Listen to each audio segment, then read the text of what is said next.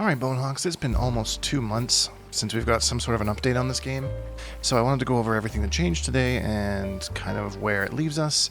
If you're hoping for buffs for either of these two characters that you see on the screen, big Sag, they got nothing. So we stay in the low tier game. So let's get into the changes that did happen. Accept your death. So first character up here is going to be Havok, and they essentially tried to kill the touch of death combos that he can do. So now he can only do them when he's in fail blow territory. So if you try and do it, I just tried to do it there, it didn't let me. Let's drop him down a little bit here. Now we have fatal blow.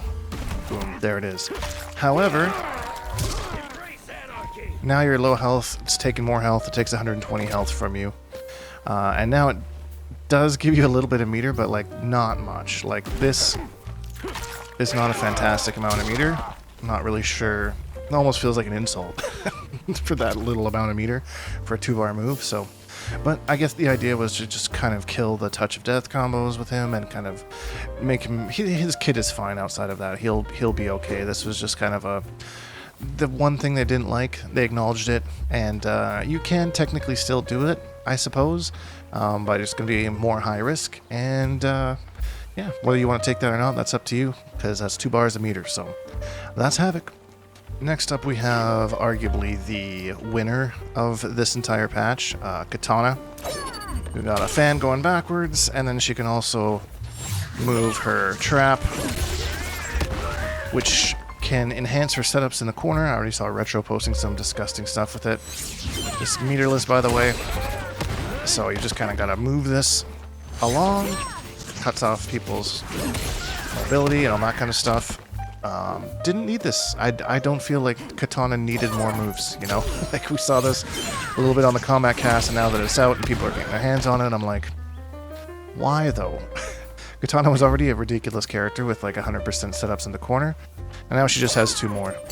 So my hot take prediction is that she is now going to be the best character in Mortal Kombat 1. With all the tools she has, plus these 2 things, but we'll see how things shake out. She does take a little bit to learn, so who knows. Katana, W patch for her. And from that, now we go on to arguably the biggest loser in this patch, which is Reiko.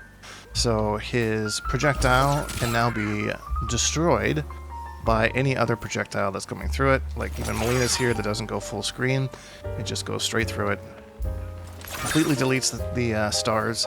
And I kind of get what they were going for there. Like, it is a pretty strong projectile, and we've always memed about, you know, this character having everything up close and the best projectile. So they didn't take the projectile away completely. He can still use it. But they did nerf this pretty significantly. Reiko players are kind of freaking out a little bit. I think we'll have to see how this shakes out. I don't really think he needed this anyway. There are some pretty nuts things though. So not only will it dissipate his projectile, it'll just go straight on through and punish him for trying to do it. And this isn't even in like Liu Kang's like meter burn one, right? There's just the regular one. Breaks, it goes through. It's now there is something a little ridiculous I saw Mike Metroid do I thought was funny.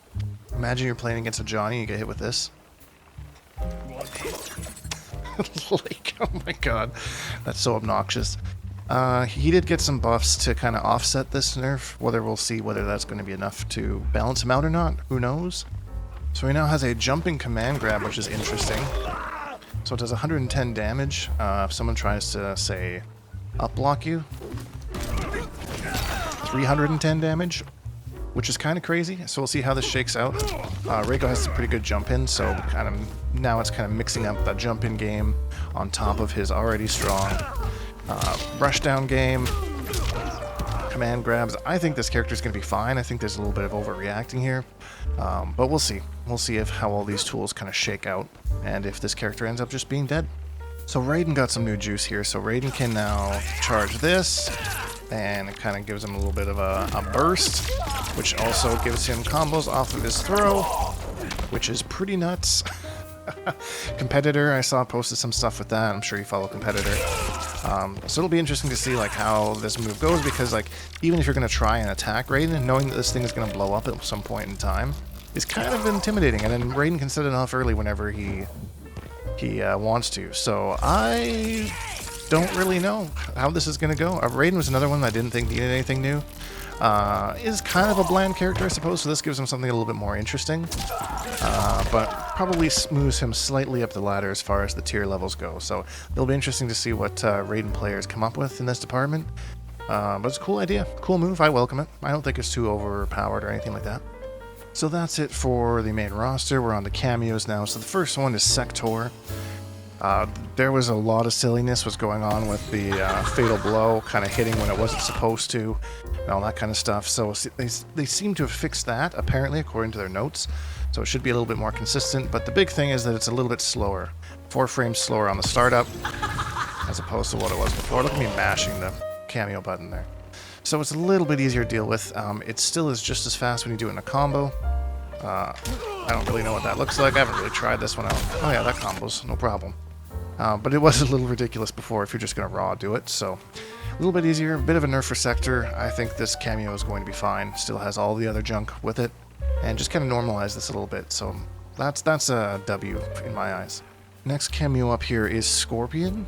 And he has a different hit animation against cameos now. So you can hit the cameo, which means extra damage on top of the character with his Flame Aura move, so that does significantly more damage.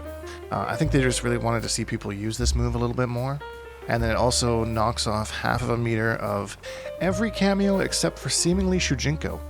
When I was testing with Shujinko, he would just get knocked back, but he would keep his meter, which is probably a balance thing, because if I'm working hard to charge my Shujinko meter and you can just delete half of it like that, that's really annoying. But it is a whole cameo bar though, so I mean, there's that as well. We'll see if that changes in the future going forward. But yeah, that's the biggest change for Scorpion, just a little bit of an adjustment to Flame Aura. I think it'll be interesting to see kind of this counter against other cameos. Kind of going back into the whole cameo synergy thing, you know. Now it's a counter cameo kind of thing. You put your cameo on screen, I have a tool to get it off. So I think that's kind of cool. It was an interesting way to do it too. So we have one of two options here. We can either acknowledge that I forgot Ghostface in the main roster spot, or we can go with the story that I just wanted to wait to show off him and Shujinko together. So Shujinko finally got the ability to use the prone low stab, which is a low combo starter. And of course you can kind of have Shujinko crawl for a little bit before he does it. And that's going to create some pretty crazy mix-ups, you know? Stuff like that, whatever your character can do. I posted some stuff earlier with Sindel and whatnot. But yeah, it's super interesting because this move has always kind of been there, and it said that it was there, but you were never really able to use it until now.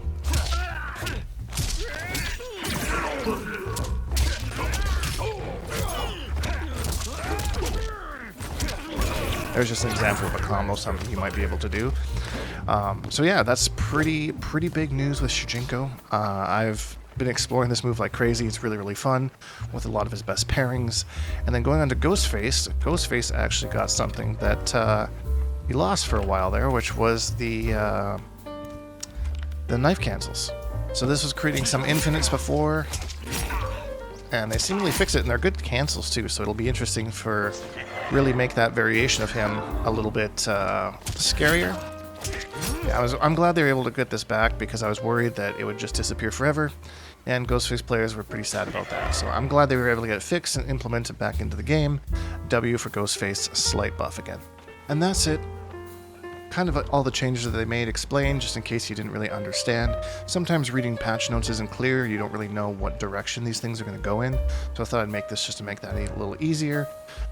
This is a super fun patch, lots of fun stuff, new character, all sorts of craziness that I don't want to go out and spoil too much of in case you haven't found it, but yeah, I hope you enjoyed this video. If you did, please leave a like, because it really helps me out, and subscribe if you haven't, because I make new videos almost every single day. Hashtag Bonehawks, all that stuff, and we'll see all you Bonehawks in the next video.